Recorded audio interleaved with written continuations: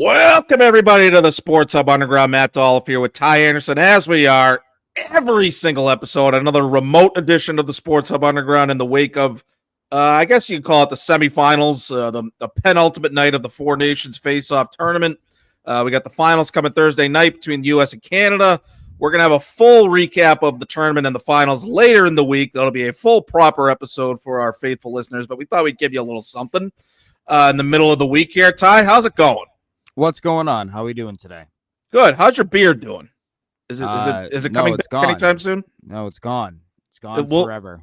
Will your beard come back first or Charlie McAvoy? That's a great question. I was just trying to trim facial hair, and I made a mistake, and then the whole thing was gone, and I was like, all right, word, look like a 17-year-old now. So a little weird. For me, but the Charlie McAvoy situation is definitely weird. I shouldn't say weird, but there's a lot of unknowns right now in terms of he's getting further tests done, as the Bruins confirmed in a statement that they released on Tuesday morning. Well, first I want to give you credit for you were on this. You had the scoop on Charlie McAvoy about his status is uncertain for the finals. Your first report, he had an upper body injury. It's no small feat beating the likes of Jim McBride to a scoop like that. And especially, the national inside hockey guys. Yeah, so, they're all in town. Ty Scoops had himself a night last night. Yeah, they're all in town too. So that was, I guess that counts for something extra, I suppose. If you want to, I don't really. I mean, I truthfully, I don't really care about that stuff. I only care when people don't credit me. Like if I'm first on something and they don't credit and they credit like their own colleague, like that's when I get annoyed. But no, yeah. So I caught word yesterday that it's an upper body injury, and the way it was termed to me, this was before the U.S. Sweden game. The way it was termed to me was not looking good for Thursday. So this was before the additional reporting from Jim McBride that he went to Mass General. Additional reporting from Elliot, from Pierre, from Frank, that was like, it's an infection. The understanding is that the infection is not the injury. It's related to the injury. So it's like complications. Yeah. Which, listen, I there's an element of speculation here, and I do not want to get too deep in that. My only concern when I hear something like that is that I hope that Charlie is okay in terms of his heart. He's had some heart issues in the past, so I hope that there's not an infection related to any of the heart issues that he's had, both I think in college and obviously he had one in the pros as well. So that's my first and foremost concern. Bruins are going to practice today at Warrior. I don't want to try to get too much information, but I also want to try to find out the exact specifics and what it relates to and make sure the heart is okay. But yeah, so it's an upper body injury. Don't believe it was sustained on the McDavid hits. I do believe it was on the Joel Armia cross-check into the net in the U.S.-Finland game. It is not related, according to people I've talked to, it's not related to his previously surgically repaired shoulder. It's a new injury. Yeah, so it's not related to that, but it was an injury that, as of Monday, the U.S. was kind of looking at and going, we don't know if he's going to be available for Thursday. So we don't know the specifics. We don't know the time frame, but we do know that this is something that the U.S. themselves were already looking at and saying probably not available for Thursday night. Yeah, no, I think it's fair to assess that. And yeah, like when Jim reported last night that McAvoy was admitted to Mass General, like I didn't really know what to make of that, because I thought, I guess it could have been, you could say that's a serious situation, because I guess not everybody that gets injured has to go to Mass General. Like you go to the trainer's table and they can take care of some of things like that. But yeah, like the more details that come out about it, just feels like there's something that started, maybe not as bad as people thought, but something spread, it got worse. And so, yeah, hopefully they could just figure that out with Charlie McAvoy and the health side of things. On the hockey side of things, I think it's a sneaky kind of a big loss for America and their chance to beat Canada on Thursday night. Like I know that Charlie McAvoy has been subject to a lot of criticism around here. I think a lot of the criticism was unfair. especially based on how he played in the first game, U.S. versus Finland. I think he's been tasked with playing more of a defensive role and setting more of a physical tone. I think you saw more of that against Canada than you saw against Finland. But I think people are just, we'll get into it in more detail when we talk about it in person as far as big picture stuff with Charlie McAvoy.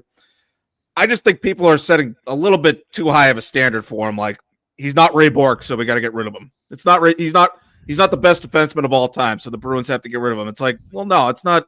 I don't think we should rise to that level yet. I don't think it's fair to say that, he sucked at the beginning of that tournament. And I think you saw the way he was bringing the heat in the physical areas against Canada and sort of backing up his usual defensive partner, Zach Werenski, and helping him get going offensively. Like, I think that's the ideal setup for Charlie McAvoy, and he's just never really had that here in Boston, unless you count the 2023 season when Hampus Lindholm was often his defensive partner, and he had an offensive career year that year. So I think Charlie McAvoy is at his best when he's sort of complementing the offensive-minded left shot guy because he's so physical and he's so strong in his own end when he's able to focus on that, and he's not being tasked to carry the puck out and lead the rush offensively and things like that. I know he can skate and all that, and he should be a two-way defenseman. But I think playing that defensive physical role has sort of brought out, his best qualities as a member of Team USA. And that's sort of a long way of saying that I think they're going to miss his physicality in the championship on Thursday night. Yeah, it's really hard to sort of pin down a lot of what happened on Monday night because it was clear that the Americans were trying to avoid any additional injuries by the end of it. But you look at their roster.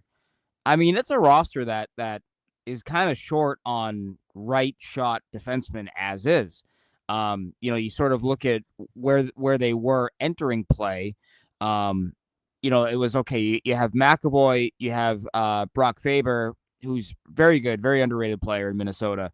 And then you have Adam Fox. But look at how the Americans deployed Adam Fox against Canada last Saturday. He played 13 minutes. Like, they didn't want to play him a ton because he's a guy who is not really a all situation type of player. No. In terms his offensive instincts are great, right? But not a guy that you're going to lean on and say, yeah, we want him going against McDavid all night. McAvoy is that guy. McAvoy's the guy that you look at on that back end and say, yep, he can put guys on the tracks. He can be a tone setter. He can be a driver, and this is where, again, this is where I think, to your point, fans were so spoiled by 20 years of Ray Bourque and so spoiled by 15 years of Zdeno Chara, right? Where you had these defensemen who were generational, do it all situation kind of guys. And the captains.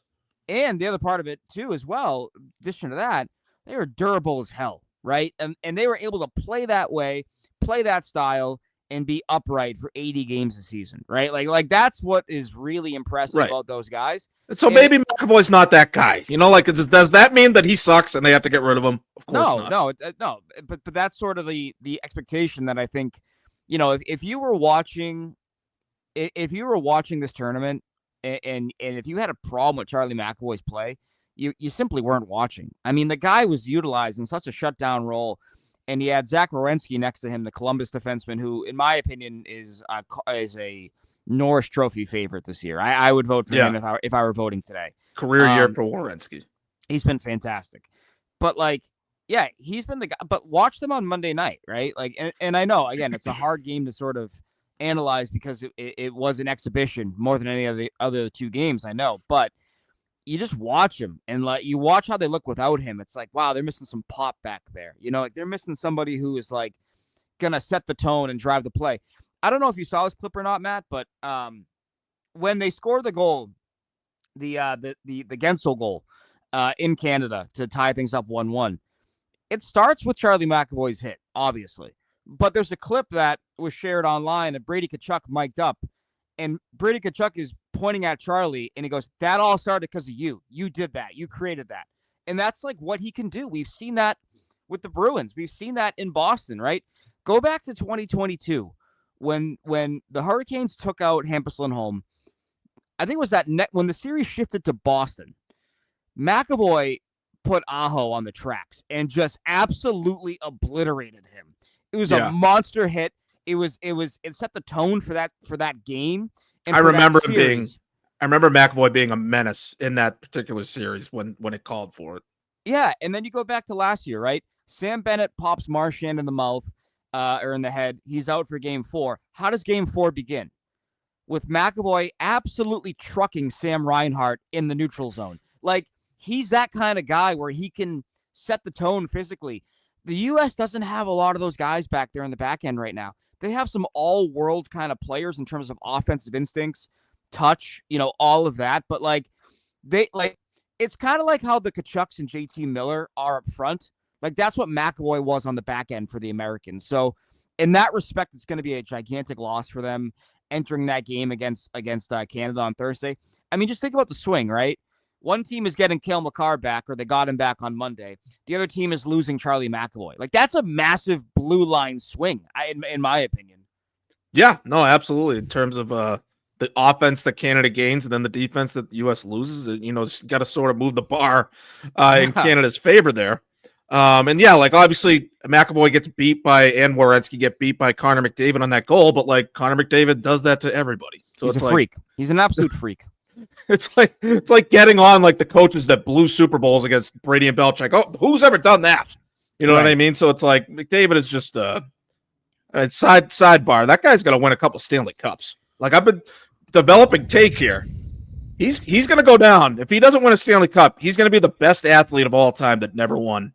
Like, I know he's got plenty of time. He's only 28, but I mean, it would feel cheapened if he didn't win a Stanley Cup within the next like 5 years or so. If he only gets his cups at the very end when like they try to put a team around him, like, I got to see McDavid win a cup.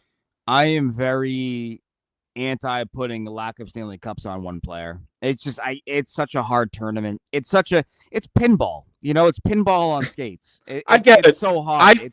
I only do that for the McDavids and the Crosbys of the world. Like, you got to get to that special top tier of the top tier level for me to start putting cups on you. Yeah, like they haven't done a good job building around Connor McDavid. I wouldn't really like blame him. You know what it is for me? It's like, well, I think it's also a symptom of the era that we grew up in, where like if Ray Bourque spends his entire career in Boston, right? He doesn't go to Colorado and he doesn't win a Stanley Cup.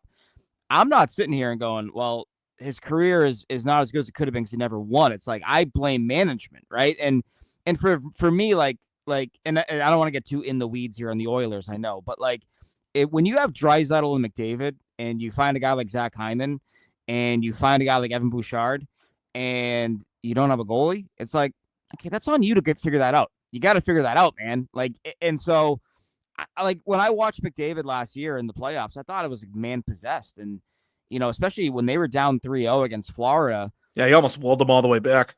Yeah, and so I look at them and I go, you sort of alluded to it, but like you got to put the team around them, right? And I think in hockey more than other sports, like if you get a fatal flaw, it doesn't matter who you have. Like some team is going to expose that, like the coaches, the video staff, and all that. They're all so smart, that like it's so hard. But anyways, I get it. Not to get too in the weeds on that, but no, he's an incredible player. And I think it's really interesting when, we see Connor McDavid in our building once a year, right?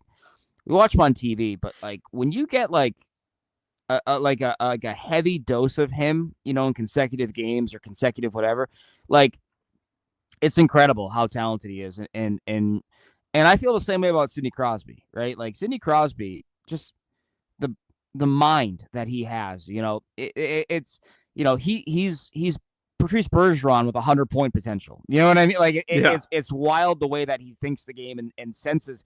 His hockey sense is just next level, and getting to watch all that up close is just absolutely fantastic. And it's a very inside baseball thing here, I understand, but I'm in the locker room after Canada's game against Finland on Monday, and it's like kind of, you're kind of starstruck in a way, because when are you ever going to be in the same locker room as Cale Makar and Sidney Crosby and Connor McDavid and Sam Ryan? Yeah. Like you're like looking around, you're like, hey, Hall of Famer. Hey, Hall of Famer. It's kind of like it's in Civil War when Ant-Man like meets all the Avengers. Like, hey, I know you. You're cool too. Like it's like it's very much like that scene. You wanted more? No, even the US, it was kind of cool with like Jack Eichel's over here and Jack Hughes is over here. and then you got Dylan Larkin at the other end, JT Miller. Like it's cool. Like there's probably never have another opportunity to be in that sort of situation. Like unless we go cover the Olympics. Like I don't foresee that happening. Yeah, no, I haven't. Unless we win the lottery, we have unlimited money. We could just go fly out to Italy or wherever the hell it is. But yeah, like McDavid, like it's crazy how he's surrounded by all-stars and everyone's trying their ass off because everybody cares about this tournament, and he's still a man among boys. Like it's unbelievable. But yeah, it's really just him and Crosby where I look at him and like those guys should end up with a few cups. Like I don't even put like Austin Matthews, Pasternak, even Ovechkin has a cup. Like I don't even put those guys in that tier. Like you got to be that special level of player in that sport. Cause like you said, like depth and balance and like not having fatal flaws matters more than any other sport. Like one guy, especially in hockey, one guy can take you all the way. And like, so, and that's going to be the case in the four nations. Like it's not going to come down to one player. Like, I don't think the U.S. could say if they lose, it's not going to say, well, it's because we lost Charlie McAvoy. I don't think that's the case. And if Canada wins, then they can't just say, well, we got Cale Makar back. Like these lineups are so deep and talented and mostly balanced. I think U.S. has a more balanced roster than Canada, which is why I still pick them to win on Thursday night, especially if they get the Kachucks back. But it's the goaltending for me. It's like Hellebuck is such a great goaltender, and even Binnington, right? Like he has like a solid game for the most part, and they're up 4-0, so there's a greater margin there, so to speak. But like, I don't know, I got kind of dicey there for a few minutes late. I don't know if you watched the game. I know you were en route to the arena, but like, Finland made a push, and Binnington was starting to kind of wilt, and there were moments where there were some shots, and he was kind of looking around like, where is the puck right now? So I think Hellebuck versus Binnington is just such a mismatch for in the Americans' favor that, this is where the McAvoy loss becomes big, right? Like, all right, who's blocking shots now, right? Who's getting in Crosby's way? How do you do that? How do you manage that? So it's going to be a massive challenge, but this is going to be a great game. I think it's going to be an absolutely great game. Yeah, no, I mean, I hope so. The energy especially is going to be freaking off the charts. Like that might be, we've been to a ton of Bruins games, Ty, especially you. That place gets loud. That place gets insane for a Bruins playoff game. I feel like this could be an even another level in terms of what we get in terms of the atmosphere and the fan reaction. Like I think that's going to be a special environment. And I think it goes back to like how hockey players kind of care more and compete more in this type of setting than you get in other sports. Like basketball, forget it. Like their all-star games, never. And like even the Olympics, like everyone knows U.S. is going to cruise to the gold medal, and like unless the U.S. loses or if it's not close, it means they stop trying. So I think you get more of that on the ice and in the stands in this sport. And like I know that maybe I'm talking like a hockey elitist now, but I think in this area it's true. Like people you can make the case for what's the better product during a game and whatever, who has the best players. But in terms of the competitiveness and people caring and everybody being into it and the intensity, like there's nothing like it. And especially that we're getting all the best players at the same time. And it's the ultimate hockey rivalry, U.S. versus Canada, which frankly might have to be what Four Nations becomes, just like a best of 5 between U.S. and Canada or something like that. But yeah, like I can't wait to see what that atmosphere is like.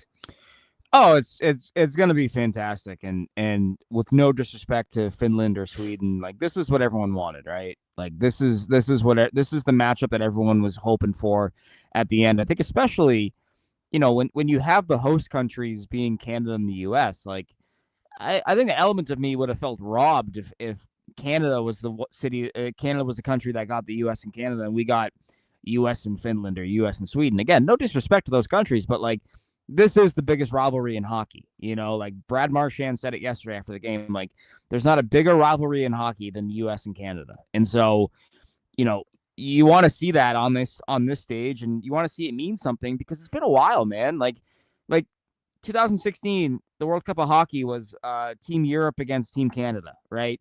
2014, U.S. got eliminated by, I believe, Finland. I want to say it was like, so it's been since 2010 that we've seen a best-on-best involved in the U.S. and Canada for all the marbles. And so it's been a long time coming, 15 years basically. And so So you want to see that, and I'm happy we're gonna. Sorry, I don't know if you heard that. I have Sebulba driving by on the highway next to my apartment. No, I didn't hear that at all. I have the pod racing championships happening apparently outside. I didn't hear that. No, I wonder if we'll be able to hear it on the back end. Yeah, sorry about that. I didn't fart, so everyone knows it wasn't a toot. It was a truck. Beans, magical fruit. The more tights. Yeah, no, I have like a rattling door off to the side here. Yeah? Like if I don't prop something up against the door, like my toolbox or something, like the thing just rattles whenever there's wind. And so I was wondering if that was going to come through on the feed. My old apartment that we would record podcasts in when during the COVID times in Medford. That had a radiator from, I believe, the Civil War. So that would just clang all day. You're like, all right, shut up over there. So you got like a big wheel with the water running through it, running your apartment. Eli Whitney built my apartment in Medford. I'm excited, man. Like, this is gonna be good. I haven't seen prices like this for a game since probably Stanley Cup Game 7. In 2019, where the cheapest get-in that I found as of last night was $12.50, and it was last row of the balcony. God. Cheapest I found on Ace Ticket was $14.85 or so. And again, these are before the fees, right? The fees are typically a percentage, so that'll jack it up even higher. But it's if you bought tickets to this event, back in September, whenever they first went on sale, and this is the matchup you're getting, man, you lucked out. That was a great buy on your behalf there. But I think it's going to be great. I think what's really interesting about this one, Matt, is that I think you're going to have close to a 50-50 split, which makes it different than, say, a Stanley Cup final game where, it's 80-20, 75-25. Like, no, it's going to be more. It's going to be a Super Bowl feel more so. I think so. And I think so because that Monday game, that Canada-Finland 1 p.m. on a Monday in Boston, it was sold out. And there were tons of Canadian fans. Canadians freaking everywhere. So I imagine that they're here for the whole week. And so it's going to be an electric atmosphere, I think, at TD Garden on Thursday. A little question for you that we kind of talked about last night. If they do this again, Matt, let's say it's not Boston and Montreal. What are the American and the Canadian cities that you think they would go to? Keep it in mind, they love the travel of how easy it is to get from Boston to Montreal and vice versa. Okay, so I gave one suggestion that I think you gave me credit for. I know it's hard. I always challenge myself to get you to give me credit for something. I always give you credit. And you gave me credit. Gave me credit for a solid. You're like, all right, it's a solid idea. I'll think about it. I said Seattle and Vancouver. I think that makes sense as far as the travel, the logistics, very close together. And I would like that because I have family out in Seattle. I could just go stay with them, make the trip to Vancouver. I would love that if they had that sort of setup. And I think it just makes sense for the travel and all that. And, if they want to grow the game, so to speak, in Seattle with the Kraken and, have the Four Nations at the Climate Pledge Arena, like that would be an interesting one, I think. It'd be the other ones. The other suggestions we had. Toronto and Buffalo. That would be one. It's a very easy travel as well. Yeah, Buffalo does stink though. Well, that's more ways than one. So that's sort of the problem there, right? Is that you could have Buffalo and Toronto. Buffalo's a great hockey market, but like, do the guys want to go there? Like, not that it's great out here right now. It's -5 degrees out. You know what I mean? Like right now, so it's not like it's a tropical paradise here either. Yeah. Well, no, I was thinking maybe Winnipeg and Boise if they couldn't do Toronto and Buffalo. So that's the other one. You could do Minnesota and Winnipeg, but Winnipeg's got a really small barn, compared to other rinks in the NHL. It's literally they have a barn that just handles everything. It is. Yeah, it is. I was thinking maybe Calgary and Fargo, North Dakota. That's another one I was thinking. You could do that. I would love it if they were like, all right, Miami and Vancouver. And they're like, why? Why are we doing this? I actually, a weird sidebar question for you, kind of related to this. Leo Carlson, right? He plays for Team Sweden. He's on the Ducks. Do they make him fly back to Anaheim and then fly back to Boston? And like, does he take a total of 4 flights across the country in a span of like 4 days? Bruins, right? Because they come here to play the Bruins on Saturday. I hope not. that would be kind of fucked up. I don't think I'd like that. I'd be No, like, hey, man, let him stay and he'd do a morning skate at the Garden or something, and then that's so have him skate with, like, I don't know. Greg Cronin is their coach. He's a Massachusetts guy. He used to coach, I think, Northeastern. And just be like, hey, Greg will be like, hey, can I have one of my guys skate at Matthews? And they're like, yeah, sure, go for it. Yeah, I think that should be the plan. Poor Leo Carlson. You're a big guy. You're a big Leo Carlson guy, from what I gather. Man, I showed you my fantasy team. I'm in a keeper league. I have 1 million young forward prospects, and I'm trying to figure out who to keep. Yeah, and you had Leo Carlson at the top of the or near the top of the list. Big Leo guy. Absolutely love him. Love him in The Departed. I love the Revenant. Oh, the different Leo. Yes. But no, he's 6'3". He's 6'3" and 200 pounds, and he's a center. And he's got great hands. I think he moves really well. So I am a big fan of Leo Carlson, and I do think he has a bright future in Anaheim. Anaheim's a weird team, man. I love their future, but I also am kind of confused as to when it's going to arrive and if they have the proper infrastructure around all those guys to make it a really smooth kind of, rebuild, because they got a lot of talented players, but how do they all fit in? But no, Leo Carlson, especially their forwards. You saw it in the game against the U.S. Like, he made a couple of plays where you're like, damn, a 21-year-old shouldn't be doing that, but he's doing it. He's got confidence, and so I like his game a lot. It's not even a hot take, right? Because he was drafted second overall or third overall? Second or third overall, yeah. Yeah, so I know it's not a hot take, but this is a guy that I look at like, it's almost like if you're like a stock trader, it's like, no, get in on him early while you can, because I think that stock is going to explode soon. Yeah, fantasy wise, I just basically need him to score. But this is the Bangers League, so it counts hits and block shots. I mean, he's a big guy, maybe he can do that too. Yeah. But you're thinking if I should hold on to him, if I have him for a 22nd round pick. Oh, you hold on. I just held on to him for 3-4 years until he finally breaks out, and then I have that stud forward in the 22nd round. That might have to be my plan. That's how I feel about him. Yes. Yeah. Yes. Excellent. Well, I have one minor complaint about the Four Nations. Oh, here we go. I don't know how you avoid this, but last night the games meant nothing. They meant nothing for U.S. and Sweden, really. And even the Canada-Finland, Canada needed to win in regulations to guarantee a spot in the championship. And, I guess, them and Sweden ended up tied in points. So I guess if Canada won that game in overtime and then Sweden won that game against the U.S., then maybe we'd have a U.S.-Sweden final. No, I don't think so. No? No, I would have to go back and look, but Sweden had 2 OT losses. So I don't think they would have met the tiebreaker for Canada. I think Canada would have had more wins overall. But I'm saying that the Sweden would have had more points because they're tied in points right now. I think. I don't know. This is why we need a producer. Yeah, the system was convoluted. I was talking to DJ Bean last night of the What Chaos podcast, and he was telling me how much he loves his producer and how he's the smart one. And him and Pete just sit there yammering like a bunch of morons, and then the producer has to step in and be like, guys, this is the true correct information. So I think that's why we need a producer, especially me. But we definitely need we could use someone. I mean, voice of God. You might be right for all I know.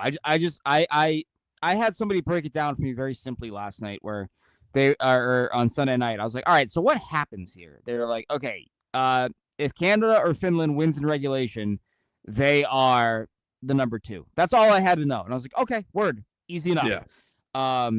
I think that even if Canada won in overtime, I think that they would have had more wins than Sweden overall. So because I think Sweden would have 2 losses, whereas Canada would only have 1. So I don't know. I don't know. Yeah, but I'm talking the points though. They both have 5 points, and I think Canada would have only had 4 points if they won in overtime, and then Sweden would have had 5. I don't know.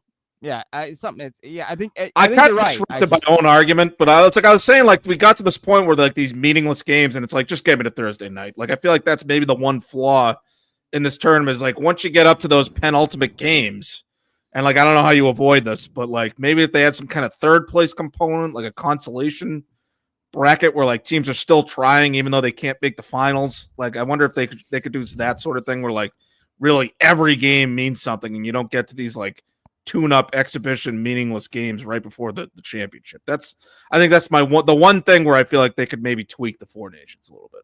Oh, I thought you were gonna say I thought you were gonna go with what my complaint is. I want Russia in this. I want Russia in it. I understand that there are conflicts happening in the world. I understand that all that. I want the Russia. Miracle on Ice was in the middle of the Cold War. You know what I mean? That's what made it special. Right. And I also think the Czechs should have had a team as well. Look at Finland's roster and then look at the Czech roster. Not that much difference, in my opinion, in terms of what's a better product. Yes, Finland has Sasha Barkov. They have Anton Lundell. They have Mikko Rantanen. They have Sebastian Aho. I understand all of that. Okay, let's run through the Czechs real quick. David Pastrnak, Marty Necas, Thomas Hertl, Pavel Zacha. Like, that's just off the top of my head. I'm probably missing a guy or two as well. I think the talent level between those two countries is not that far off, and so I think this would have been a better tournament had the Czech Republic and Russia been involved in it. They could do 6 nations? Do the 6 nations instead of the 4 nations? And it's not, if they wanted to keep it 4 nations, maybe they could rotate countries in. Like next time they have Russia, and then like they swap in Russia for Finland or something. Well, what sucks is that like they have the NHL roster requirement, which like so the Czechs would only have 5D. I'm sure there's a guy in the AHL you can call up and just use him as a six defenseman, whatever the case may be. But like you sort of look at that and it's not a bad thing to have. Like sports and political climates, they tend to naturally kind of mix together, right? Like Canada's booing the US anthem not because of the Americans and not because of the rivalry. No, they're booing it because of what's happening politically with the current president wanting to basically buy Canada or annex Canada, whatever he wants to do. And they're like, no, fuck you, boo. We're gonna boo your anthem because we don't like that guy. Not the country, it's the guy. So how sweet is Canada gonna feel if they beat that country, right? They're gonna feel great. It's the same thing with, like, as you mentioned, the 1980 Miracle on Ice. Like, I think if you're saying that the current political climate is going to dictate how you do sports tournaments, that's a weird thing to set. I don't like that idea. So I want Russia back in. I want the Czech Republic back in. They haven't done anything wrong. Like, and it sucks though. I was going to say it sucks for teams like Germany, right? Like Germany won the Olympics in 2018. Germany, I think it was 2018. Yeah, it was 2018. They won the gold medal. They got Leon Draisaitl, who's going to win the Hart Trophy probably this year. They got Mo Seider in Detroit. They got Stützle in Ottawa.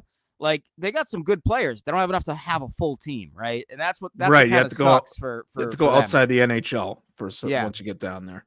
Hell, like Slovakia, Switzerland, like they have some good players, but you got to sort of go out international to start filling out those rosters. Yeah. Where were we? Yeah, like hopefully if like the political stuff is affecting their choices of the teams, that would suck. I hope that's not the case, unless there's something they officially said that and I missed it. Like I hope that's not actually the case, and like maybe they actually consider Russia for the next one. What if they did like a qualifying round? You know what I mean? Like you bring in like 6 teams. The teams that were in the championship get a bye.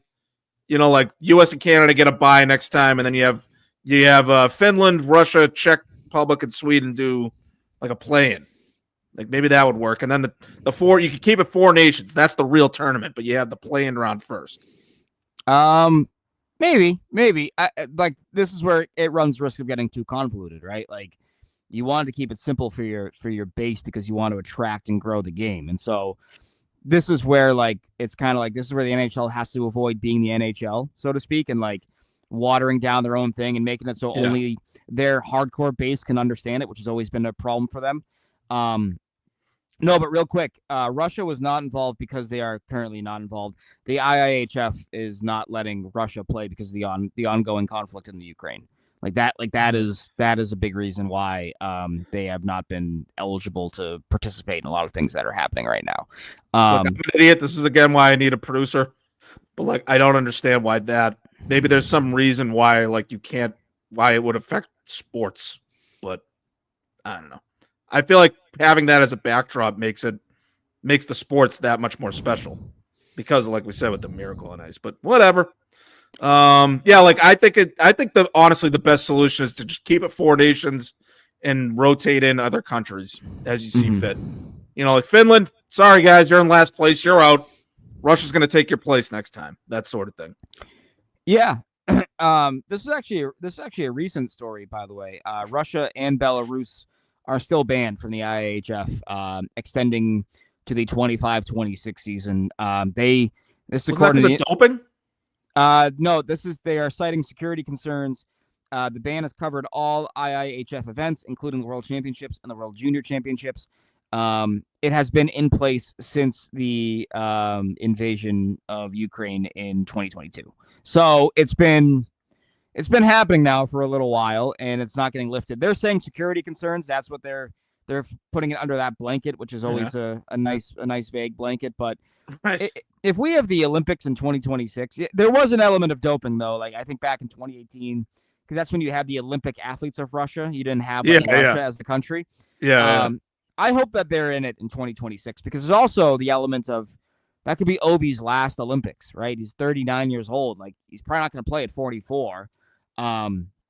So I hope that they are not banned for 2026 in Italy because you want to see them. Let them be the villain.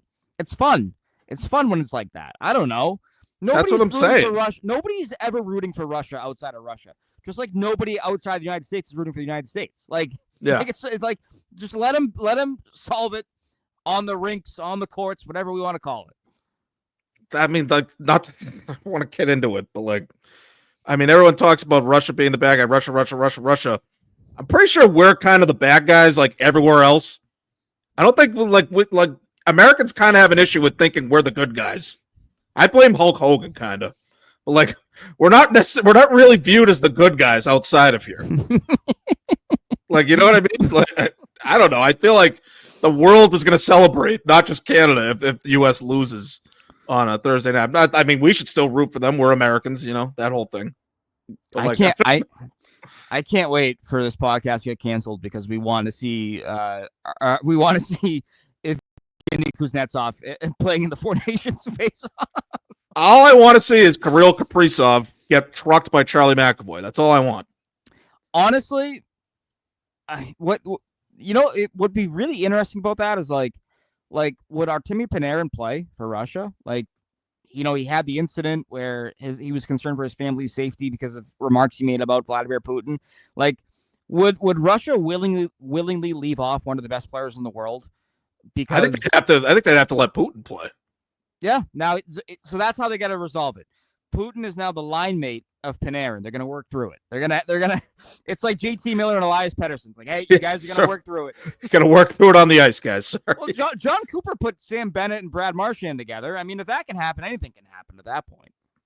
Oh, I loved when Brady Tkachuk really tuned up Bennett. That was a good moment. How about those fights at the start of the game? That was one of the better hockey moments of the last several years, I would say. That I'm gonna make a comment here, and it's gonna highlight how much of a Neanderthal I am. Those 3 fights, way better than TJ Oshie in the shootout in Sochi. I don't care. Way more fun, way more energetic, way more getting me ready to go. You know what I mean? Yeah. Like the TJ Oshie shootout goals, like, yeah, they were fine. Like, whatever. Those fights, after waiting a decade plus, or almost a decade for international best on best again, was like, oh my God. If you didn't have your heart pumping after that, it's not a sport for you, man. Sorry. Like, it's not a sport for you. Yeah, no, exactly. Like, I think anybody that wants fighting out of the game, like, you really, like, you poo-pooed that. Yeah. You watch that, it's like, I don't approve of this behavior. It's like, you call yourself a hockey fan? Come on. Yeah. All right. Well, that does it for this podcast. Unless you got any closing thoughts for us, you got to get out of here and head to Bruins practice. Yeah, I got to get out of here in a few minutes. Real quick, it's a question that we get on the hockey show pretty much every weekend or every time the Ottawa Senators are playing the Boston Bruins. Talking about trading for Brady Tkachuk. Yeah. I take him. My goodness, is he fun to watch? Would he not be the best Bruin? he would sell. Everyone would have a Brady Tkachuk jersey, right? The way he leveled guys physically is just unbelievable. That hit he had on Doughty was like it was that was my most viral tweet ever. All I said was I have watched this 48 times in a row. Like I wasn't even exaggerating. It's like a 3-second clip, and the sound is so perfect. Oh, I literally sat there and stared at it on repeat, like literally 50 times. And it was my most viral tweet because it was such a good video clip that Spoke Z posted. Thanks to him helping me get my most viral tweet ever. Yeah. But the funny thing is my mentions were all about the tariffs. It's like, all right, of course. Oh, so that's what you get for taxing our coffee beans or whatever the fuck. That's what happened to me, where I before the game I tweeted out it was a clip from The Office where he's like, I already won the lottery, baby. I was born in the US of A. Yeah. But it got found by that sect of Twitter that is like, freedom. I'm a freedom fighter, and I'm like, all right. Oh, I thought you were gonna be. I thought it was gonna be won the lottery ? Question mark followed by a completely condescending snide. No. It got found by the super really fan fiction-y kind of Elon Musk people, and I'm like, all right, man. It's probably the same people that killed you for that JFK getting shot in the face tweet that makes the rounds every so often. Yeah. I always love that tweet because then someone I haven't talked to since high school text me. They're like, I just saw this, and I'm like, and the account is funny memes. I'm like, I said this years ago. So you're gonna put tariffs on our lumber? Yes, Brady Tkachuk laying the lumber on Drew Doughty. How do you like that? So you know what's funny? Actually, talking about memes. Have you ever seen the meme of the person who had cornbread all over their bed, and they're eating it, and it's like cornbread instead of cornbread? Cornbread. Yeah. So Doc is actually really close friends with that group that did that, and they experience sort of the same thing where every now and then that meme gets reshared and someone's like, hey, is that you? And they're like, yeah, it's me. So it's kind of weird how the internet works in that regard. Things just keep cycling. The dead internet theory is a legit theory in my opinion. Anyway, that's a whole different topic for another day. I feel like we need to hold that thought and bring it back when we get in the studio later this week. Yeah. But yeah, I'll let you go, Ty. Thanks for listening. Brady Tkachuk on the Bruins. How, if the day ever came, right, where the Ottawa Senators were trading him, they missed the playoffs, and he's like, I want out. I think he'd want to go to Florida, which would be an absolute horrible thing for the Bruins. But B, horrible thing for the league. Good luck, rest of the league. I would say to Ottawa, if I were the Bruins, be like, you can have anybody besides 173 or 88. But me saying that is why it would not get done, right? Yeah, I don't know about that. I feel like you'd have to make a good old-fashioned hockey trade. Yeah, but those are the three guys. Those are the three guys I'm looking at and saying, no, you can't trade them. That'd be it for a player of that caliber. No, I because then you'd have your two tone setters up front, or one up front, one on the back end. You'd have your superstar scorer, and you'd have your goalie. So it's but again. This is another greater picture kind of conversation, but that's the problem for the Bruins, right? Is that they don't have the trade capital to make that kind of trade in theory without parting with a player that they'd want to retain to build around them. That's the weird kind of spot they're in right now as a franchise. I'd be on board with the idea, trading, going back to trading multiple first round picks. If you're talking about getting Brady Tkachuk, it's what are the odds that you get a player that's better than Brady Tkachuk with the 20th pick or whatever in 2026, something like that.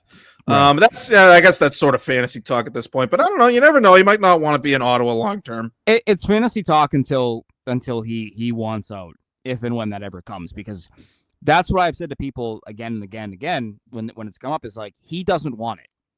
You might want it, but he doesn't want it. And that's the biggest thing is that it's not going to happen until he goes to Ottawa and says, I don't want to be here anymore. Right. Yeah. But he has been in lockstep with their franchise in terms of the moves they've made. I thought it was telling that the GM went to Brady Tkachuk when they finalized the Linus Ullmark extension. And he said, Hey, Brady, we just signed Linus. And Brady was like, hell yeah. And they dapped him up. And yeah, well, he's a great leader. He might be the best captain in the league. Brady? Just from what I gather. That's a great question. Who did I put up there? I mean, like Crosby, but like Yeah, like, yeah. No, as like far as like the emerging like leaders in the league, like I wouldn't take anyone over him in terms of just to be my captain. right. Well, I guess what I was saying is like the lockstep of Brady in the front office, right? Like Yeah, they've made a lot of moves here, not to placate him per se, but to like show him, hey, nah, man, like we're trying, like we're gonna build this around you, and we're gonna get you to be playing playoff games, which is what you want to be doing. Like we're gonna do everything we can to do that. It's not like a Jack Eichel situation where like Buffalo was kind of like, nah, like you gotta do what we say, pal. And Jack is like, fuck you guys, I don't need to be here. Then I'll see you later. A little late breaking news. Bruins announced some roster transactions. I was checking just in case they put McAvoy on long-term injured reserve or something. I imagine but they recalled Michael Callahan and Matt Poitras, and they recalled Riley Tufte on an emergency basis. Okay. And Michael DiPietro, the goaltender, has joined the team as a practice player for the Four Nations face-off because Swayman's not around. Yeah, Riley Tufte will be an emergency basis. I would imagine because Marchand is unavailable. Perhaps Elias Lindholm gets a day off after playing in the tournament. So they might be down a skater in practice. So that's probably why they're bringing him up. Unless maybe like today's going to be a weird day. I'm going to find out. I'm going to walk over in a minute now. But like this might be a weird kind of day where like, some players are kind of maybe still arriving from wherever they went, or like their flight got delayed or they went back home. Like, you know what I mean? Like, so there might be some circumstances there where they don't have a full deck. Yeah, it's going to be a slapdash hodgepodge of practice players. Yeah, for sure. Essential workers only. Yes, yes. All right. Well, I got to let you go. But, if you guys made it this far, thanks. I love you. Gave you almost a full hour here remotely on the Sports Hub Underground. We're going to give you another hour or so, later this week when we get back in the studio. We'll have plenty of reactions to the Four Nations Championship, and the Bruins will be getting back to action. We'll have some, other thoughts on them. There's still some NHL things that, as we get back into the NHL season that I sort of wanted to talk about that we never really touched on, Ty. So we're going to have plenty to get to on Friday or whenever we do that. I think it's going to be Friday after the Four Nations, but, whenever we get back in the studio together will be fun. Thanks for listening, folks. We'll talk to you again soon.